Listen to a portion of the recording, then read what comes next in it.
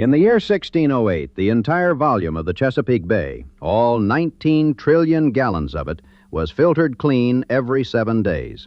Not by a treatment plant or a government program, by oysters, billions of them, working in silence on the bottom, pulling water through their gills, trapping algae and sediment, and sending it back out clear.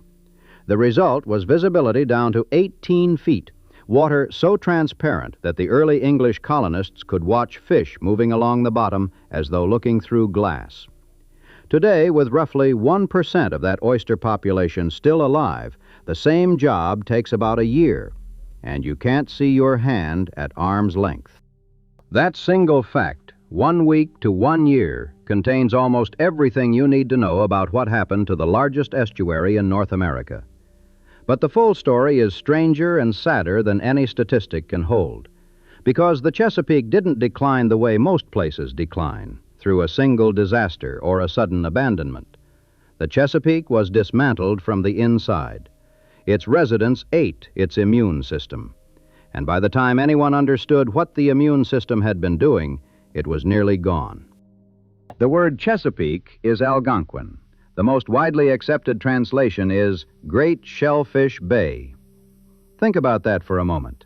Of all the things the Algonquin-speaking peoples could have named this 200-mile-long body of water, for its storms, its rivers, its forests, its tides, they named it for what grew on the bottom. The Powhatan, the Nanticoke, and other nations had been harvesting oysters from these waters for at least 4,000 years before any European arrived. We know this because they left behind shell middens, enormous mounds of discarded oyster shells, some of them 10 inches thick, at encampments up and down the shoreline. Some of the oysters they harvested in the 1600s grew to 13 inches long. They gathered them by hand or with simple tools, and they took what they needed. The reefs endured. The water stayed clear. The name they gave the place was not metaphor, it was inventory. When Captain John Smith sailed up from Jamestown in the summer of 1608, he found a body of water so abundant it bordered on the absurd. His journal describes oysters lying as thick as stones. The bay contains sturgeon, porpoise, rockfish, trout, perch, mullet, shad, herring, eels, and crabs in such quantity that at one point Smith and his 14-man crew tried to catch fish with frying pans. He called the Chesapeake a country that may have the prerogative over the most pleasant places known, for large and pleasant navigable rivers. Heaven and earth, he wrote, had never agreed better to frame a place for man's habitation. George Percy, traveling the same waters around the same time, added the detail that sticks: oysters on the ground as thick as stones. The reefs were so massive they broke the surface at low tide. Ships had to navigate around them. An oyster reef wasn't a food source, it was a landmark. And the water. The water was the thing nobody paid enough attention to. The reason Smith could see the bottom, the reason the sunlight reached the grasses, the reason the grasses sheltered the crabs and the juvenile fish, was the oysters. Each adult oyster filters roughly 50 gallons of water a day. Multiply that by the billions alive in 1608, and you get an estuary that was essentially self-cleaning. The oyster reefs were the bay's kidneys, its water treatment infrastructure, built and maintained for free by a creature that asked nothing in return except to be left on its shell. For the first 2 centuries of European settlement, the oyster harvest was modest. Colonists used hand tongs and small skiffs. They ate oysters locally because oysters don't keep. There was no way to ship a perishable shellfish to Cincinnati or Chicago and have it arrive edible. So the demand was bounded by geography, and the reefs held. Then 2 things happened in the early 19th century that changed everything. The first was canning. The second was the railroad. Canning arrived in Baltimore in the 1840s. Thomas Kensett, Jr. was among the first to process oysters there, operating on Cove Street, a lane so associated with the trade that Cove Oysters became a brand name. The technology was simple. Seal the oyster in a tin, boil it, and it would last for months. Suddenly, a creature that had been impossible to transport more than a day's ride from the coast could show up in a general store in Minnesota.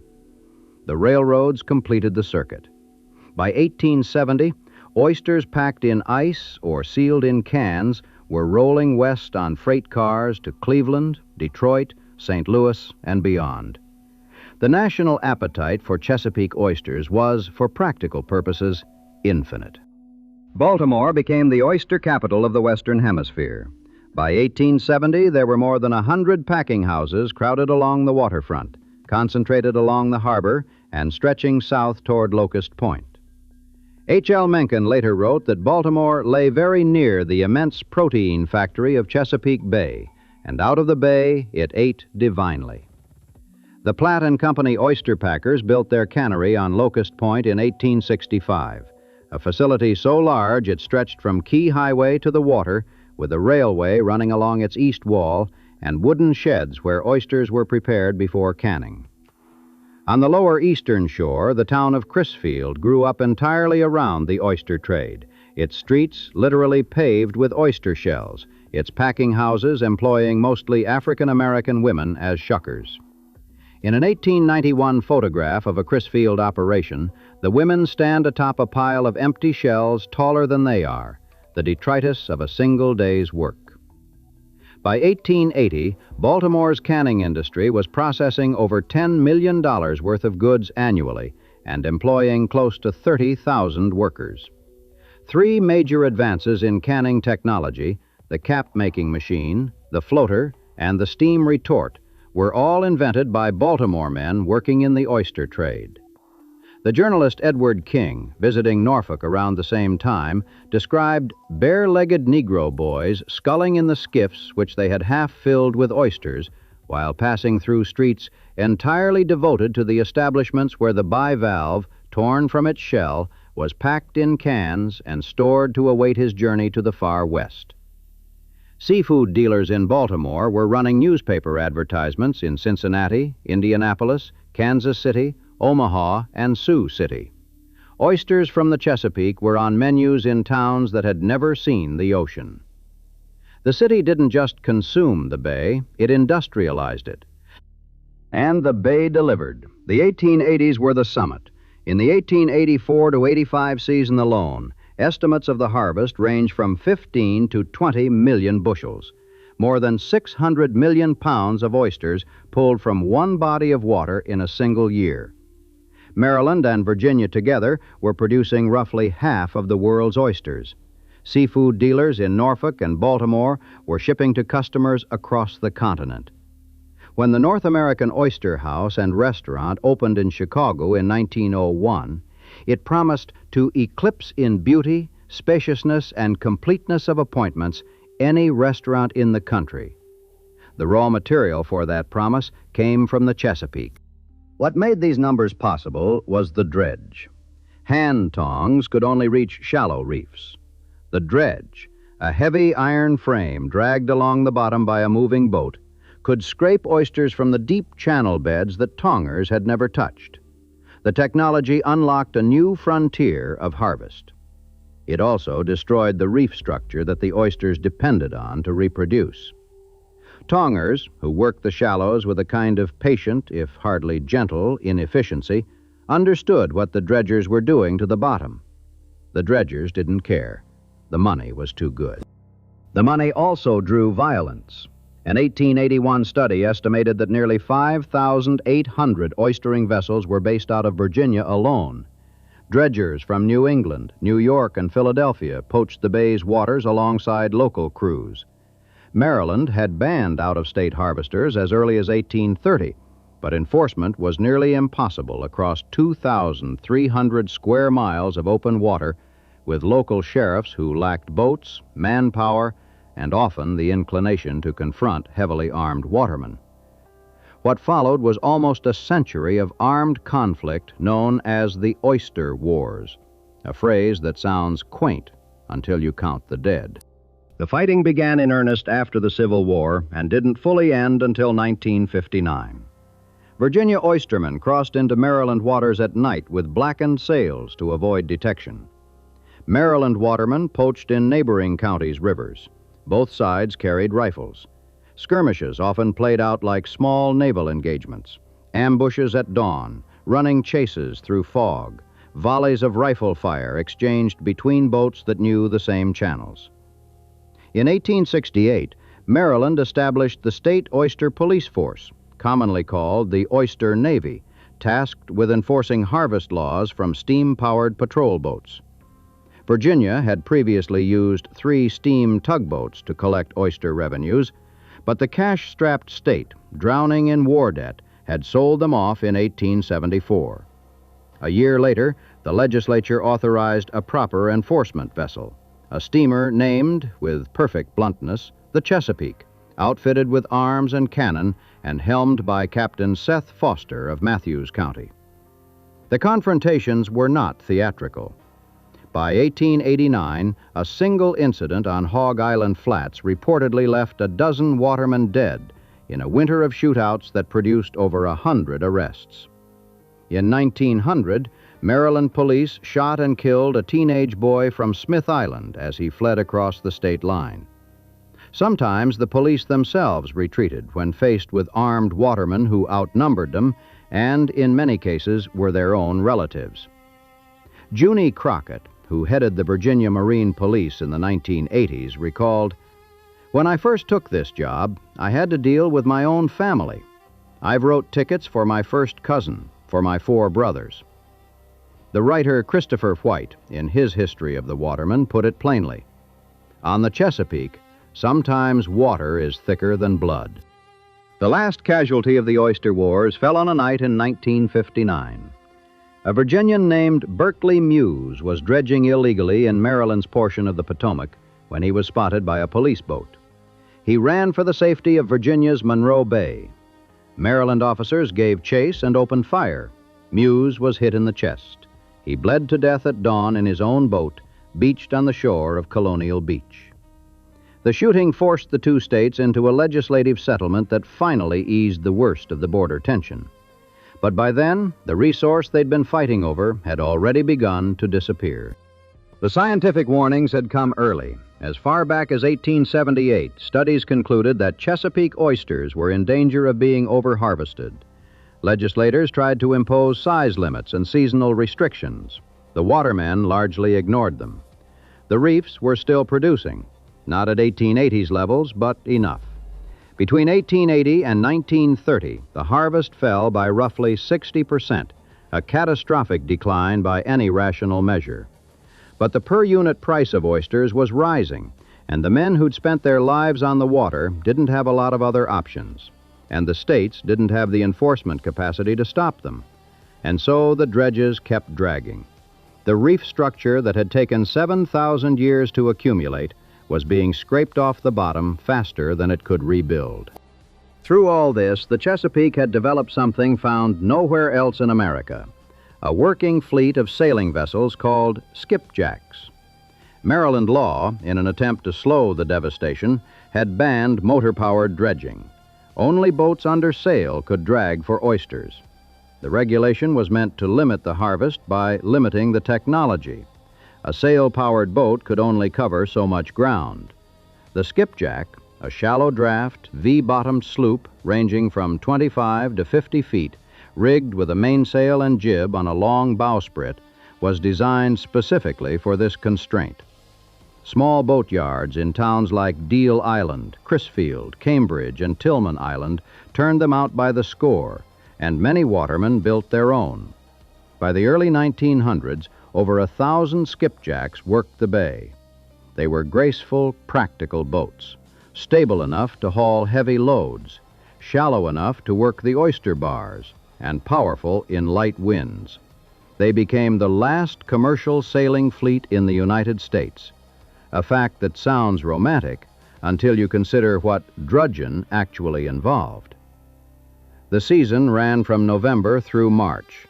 The work was performed in freezing wind, hauling iron dredges over the side, dumping loads of shell and mud onto the deck, culling the legal oysters by hand, and throwing everything else back. The danger was real. Men fell overboard, Boats went down in squalls. Captain Art Daniels, Jr. of Deal Island once described the feeling of his skipjack, the city of Crisfield, coming alive under sail, and later told the story of finding her drowned at her mooring in Cambridge Harbor, sunk at the dock like a horse that had simply lain down and died. In 1957, more than 80 skipjacks still plied the Chesapeake. By the 1980s, there were about 2 dozen. Today, fewer than a dozen survive, most of them working the tourist trade. The oldest, the Rebecca T. Ruark, was built in 1886 and is now a National Historic Landmark. The last skipjack ever built as a sailing dredge boat, the Nathan of Dorchester, was launched in 1994. Maryland named the skipjack its official state boat in 1985. In 2002, the National Trust for Historic Preservation put the entire fleet on its list of America's 11 most endangered historic places. Nobody saw a reason to build another. The oysters held on longer than they should have, sustained by a kind of biological stubbornness. Even after a century of dredging, the reef still produced 1 to 2 million bushels a year through the 1930s and 40s. Maryland harvests remained relatively stable from 1930 through the 1970s. Then the diseases arrived. MSX, an abbreviation for multinucleated sphere unknown, because at first no one knew what it was, appeared in the late 1950s. It was a parasitic organism called Haplosporidium nelsoni, and it devastated Virginia's oyster beds with terrifying speed. Dermo, caused by the parasite Perkinsus marinus, spread through the bay in the 1980s, attacking adult oysters with particular ferocity. Between the two diseases, oyster populations that had already been weakened by a century of overharvesting simply collapsed. Suitable habitat declined by about 70% between 1980 and 2010. Virginia harvests, which had been stable since the 1930s, cratered. Maryland's followed. In some Virginia seasons of the early 1990s, fewer than 20,000 bushels were landed, against a peak of 20 million a century earlier. The dockside value of the Chesapeake oyster harvest fell from $60 million in 1980 to $4.3 million in 2001, a drop of 93% in real terms. But the economic loss, enormous as it was, turned out to be the smaller catastrophe. The larger one was ecological, and it had been building for decades before anyone connected the dots. Imagine an estuary the size of the Chesapeake, 200 miles long, up to 30 miles wide, fed by more than 150 rivers and streams, draining a watershed that covers 64,000 square miles across 6 states and the District of Columbia. 18 million people live in that watershed. Their farms run fertilizer into the tributaries. Their cities send wastewater and storm water into the rivers. Their lawns and parking lots shed nitrogen and phosphorus into the streams. All of it flows downhill. All of it ends up in the bay. For centuries, the oyster population had been absorbing a significant portion of this nutrient load, filtering the excess algae before it could bloom out of control. When the oysters vanished, the filtration stopped. The nutrients accumulated. The algae bloomed. In June of 1972, Tropical Storm Agnes delivered the blow that no one could ignore. The storm had been a hurricane when it hit the Florida Panhandle on June 19th, but by the time it reached the Chesapeake, it had been downgraded, its winds barely reaching 45 miles per hour. What Agnes lacked in wind, it made up in water. It dumped as much as 18 inches of rain across the mid-Atlantic, on top of an already unusually wet winter and spring. The Susquehanna River, which feeds the bay from the north, crested at record levels. In a single day, its mouth delivered a sediment concentration exceeding 10,000 milligrams per liter. A wall of filthy water slammed into the bay from nearly every direction. Salinities dropped to levels never before recorded. 122 people died across a dozen states. The damage, at $3.1 billion, made Agnes the costliest natural disaster in American history at the time. For the bay itself, Agnes was a kind of detonation. The influx of fresh water drastically reduced salinity levels. Surface salinity dropped below 1% for the upper 125 kilometers of the estuary, devastating marine life that depended on the bay's delicate salt-fresh balance. Oysters, already weakened, suffered another blow. Eelgrass beds that had carpeted the shallows for centuries vanished in a matter of weeks. Some of them have never returned. Kent Mountford, a scientist who sailed past the Cedar Point lighthouse a few days after the storm, noted that the water around it was still very fresh, but moderately clean. A few weeks later, the eelgrass in those waters was gone. The lighthouse itself eventually crumbled into the bay. Agnes heralded a full decade of soggy weather and high river flows, which unleashed tons of additional nutrients and sediment into the already beleaguered estuary. The storm didn't cause the bay's decline. The decline had been underway for decades. But Agnes ripped away the last pretense that the bay could absorb whatever was thrown at it. Mary Todd Winchester, who was working for the Chesapeake Bay Foundation at the time, later said the storm forced everyone to realize how important it was for Pennsylvania, Maryland, and Virginia to work together on bay issues. The Chesapeake Research Consortium was born in the immediate aftermath. By the end of the decade, Congress had funded a 5-year, $27 million study of the bay's deterioration. The study confirmed what the watermen already knew in their bones. The Chesapeake was suffering from eutrophication, a slow, suffocating death by overfeeding. Too much nitrogen and phosphorus were driving algal blooms that blocked sunlight from reaching the underwater grasses. When the blooms died, bacteria decomposed them and consumed the oxygen in the water. The result was dead zones, volumes of deep water where dissolved oxygen fell so low that nothing could survive. Crabs fled. Fish fled. Oysters and clams, unable to move, simply died. By the mid-1980s, the summer dead zone averaged nearly a cubic mile of water, roughly the volume of 1.5 million Olympic swimming pools, rendered lifeless every year. In 1974, Maryland Senator Charles McCurdy Mathias took a long, slow tour around the Chesapeake Bay. He talked to watermen, recreational anglers, yachtsmen, scientists, and anyone else with a stake in the water. What he heard alarmed him enough to push through Congress a 7-year, multidisciplinary EPA study of the bay ecosystem, which began in 1976. The study confirmed what the watermen had been saying with increasing desperation. The Chesapeake suffered from severe eutrophication. There was no silver bullet. The watershed was, as one scientist put it, facing death by 1,000 cuts. Agricultural runoff, urban stormwater, industrial discharge, failing septic systems, air pollution landing on the water's surface. Each cut was small enough to ignore. Together, they were lethal. In 1983, the federal government signed the first Chesapeake Bay Agreement, establishing a partnership between the EPA, Maryland, Virginia, Pennsylvania, and the District of Columbia. The original document was 1 page long. It contained no requirements and no timelines. A 1987 revision set the first numeric goal, a 40% reduction in nutrient pollution by the year 2000. That goal was not met. A new agreement in 2000 set new targets. Those were not met either.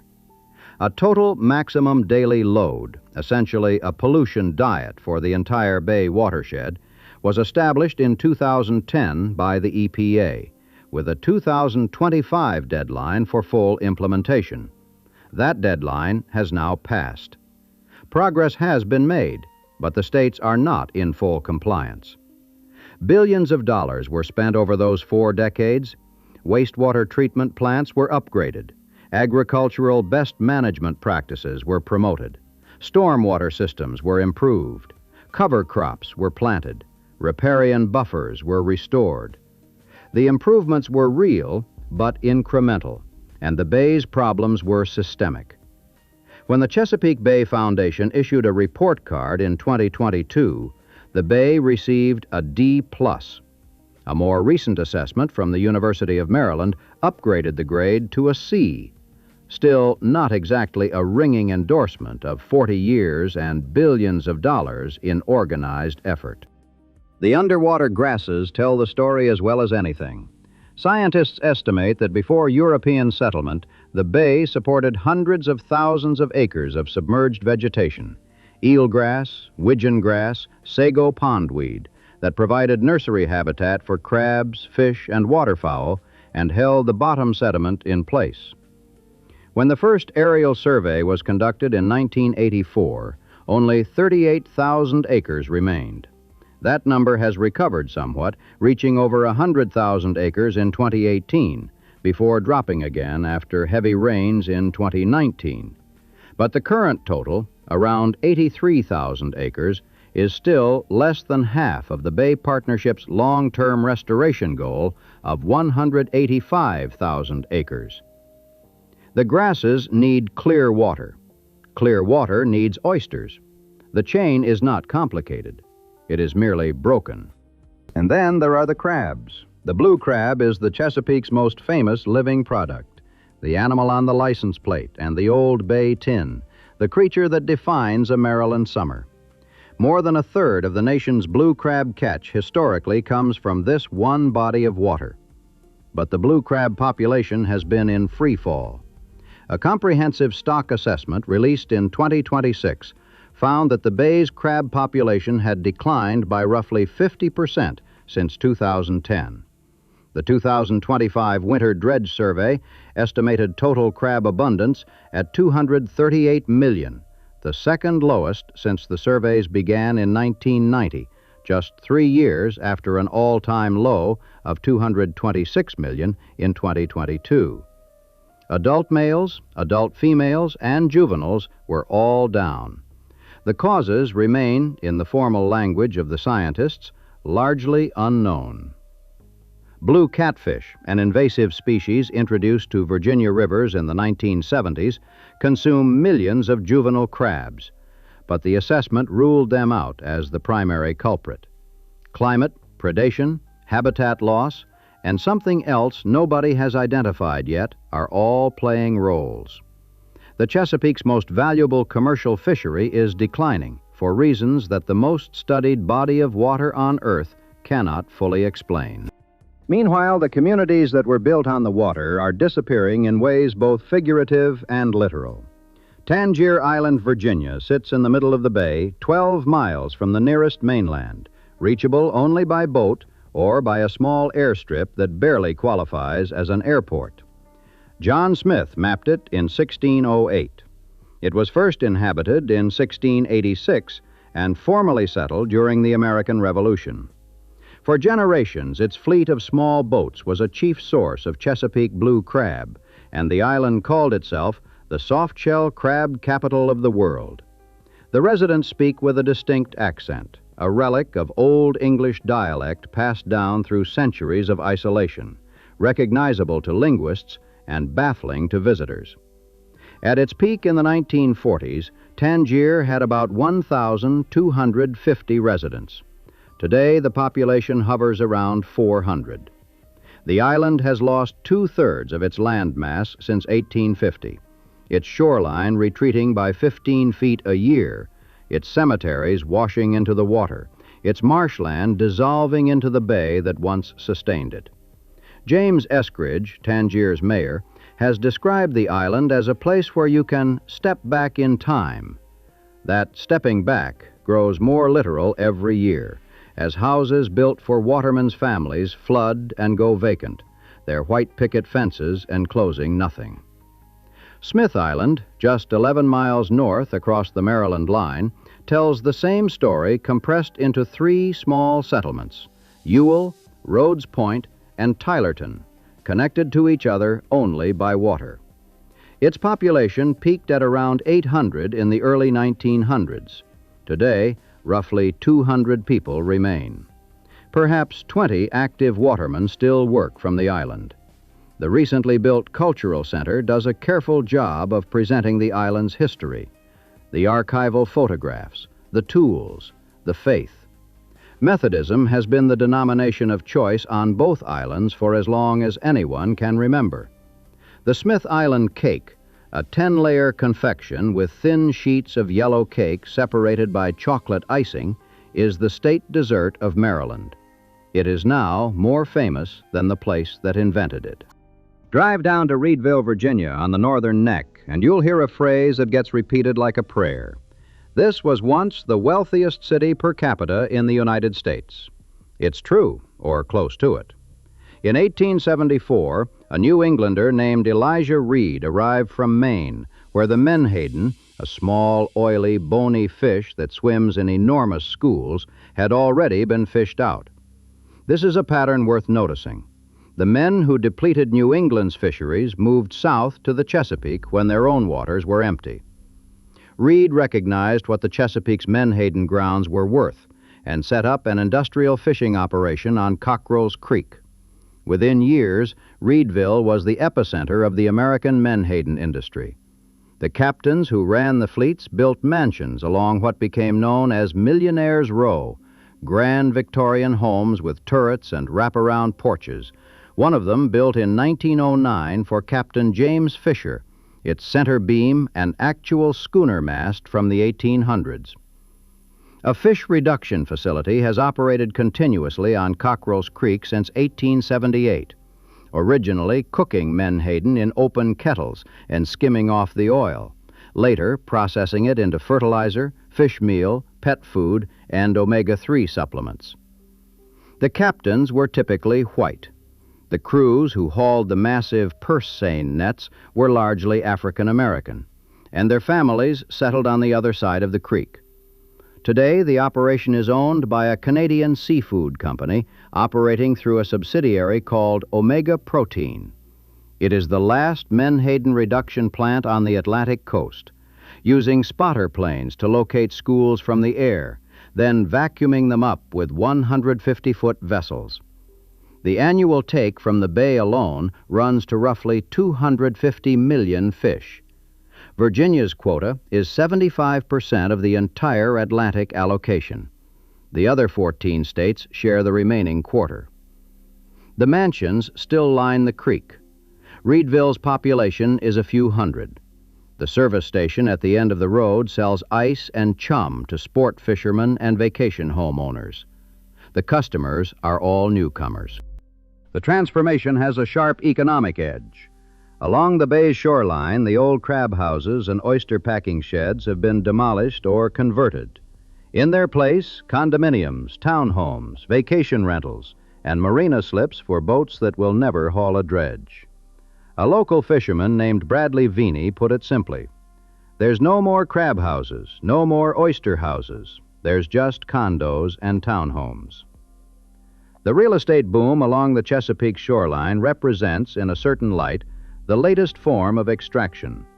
The watermen harvested the bay's living resources until those resources were diminished. The developers are now harvesting its views. The privatization of the shoreline has made it harder for the remaining watermen to access the water they've worked for generations. The newcomers call it investment. The locals, who are being priced out of their own towns, have another word for it. It should be said that the story is not entirely one of loss. There have been genuine recoveries, and some of them are remarkable. The oyster harvest, devastated by disease through the 1990s and 2000s, has bounced back significantly. The 2022-23 season saw Maryland watermen land 723,000 bushels, the highest in 36 years. Virginia matched it with over 700,000 bushels of its own. Jeff Harrison, a Talbot County waterman, said of that season, "You couldn't ask for a better season." He and many others caught their limits, often well before each day was over, and the prices held. Oyster reproduction levels in Maryland have been above the median for 5 consecutive years. Disease-resistant strains have been developed. Oyster aquaculture has grown into a parallel industry, yielding over 90,000 bushels and $13 million in economic output in 2023. Restoration programs have planted billions of spat on rebuilt reefs. Harris Creek, on Maryland's eastern shore, now has restored reefs capable of filtering the entire creek's volume in less than 10 days during summer, removing nitrogen equivalent to 20,000 bags of fertilizer, a service valued at more than $1.7 million per year. The dead zone in 2023 was the smallest since monitoring began in 1985, just over half a cubic mile, roughly half the historic average. Underwater grasses are slowly expanding. These are real gains, and the scientists and watermen and nonprofits behind them deserve every credit. But the numbers remain sobering when set against history. And there are new complications. Even in the midst of the oyster recovery, watermen in the 2024-25 season found themselves unable to sell what they caught. Buyers limited orders, declined to take bushels for days at a time. A nationwide salmonella outbreak linked to raw oysters sickened 80 people in 23 states. A massive sewer line break contaminated harvesting grounds. The market that had finally come back began briefly to close again. 700,000 bushels sounds like abundance, until you remember that in 1884, the figure was 20 million. The restored oyster population is still at roughly 3% of historic levels.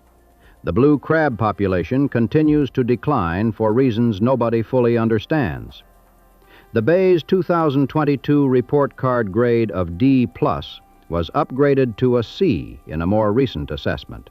An improvement, certainly, but not exactly a triumph. The billions spent over 4 decades of organized restoration have produced measurable progress, but the system is still far from the equilibrium that existed before humans began extracting at industrial scale. And the political commitment that underwrites those efforts is not guaranteed. Federal funding for the EPA programs that anchor the Chesapeake Bay Partnership is subject to the same budgetary pressures as anything else in Washington. The Chesapeake story resists the shape of a redemption narrative. It is not the story of a disaster followed by a rescue. It is the story of a slow, compounding subtraction, each decade removing something that made the next decade's recovery harder. The oyster reefs were scraped away, and without the reefs, the larvae had nowhere to settle. And without new larvae, the population couldn't rebuild. And without the oysters, the water turned murky. And without clear water, the grasses died. And without the grasses, the crabs had no nursery habitat. And without the crabs, the watermen had no livelihood. And without the watermen, the skipjacks rotted at their moorings. And without the boats, the towns hollowed out. And without the towns, there was nothing left but waterfront for the developers. 50 miles south of Baltimore, on Solomon's Island, there's a spot where the Patuxent River empties into the bay. Before Agnes, before the diseases, before the dead zones, Kent Mountford, the same scientist who documented the storm's aftermath, could stand at the end of the dock at the old Calvert Marine Museum and look down into the water and see eelgrass waving in the current. The grass beds were thick and the crabs moved through them, and the water had a clarity that felt, even then, like something from another age. The lighthouse at Drum Point, disassembled and moved ashore to become a museum exhibit, once stood over water where you could watch the bottom. The Algonquin word for this place was Chesapeake. It was a description, Great Shellfish Bay. They named it for what was in it. They named it for the creature that kept the water clear and the grasses growing and the crabs fed and the whole intricate architecture of the estuary intact. Then the shells were pulled out by the tens of billions, cooked in canneries, shipped on railroads, fought over with rifles, dredged with machines, and sold to a continent that could not get enough of them. The creature the bay was named for is still there, in diminished numbers, filtering what it can. The water is greener now, and warmer, and harder to see through. On a calm day in summer, standing at the end of a dock on the eastern shore, you can look down into the Chesapeake and see perhaps a foot, maybe 2, before the green closes over and there is nothing to see at all.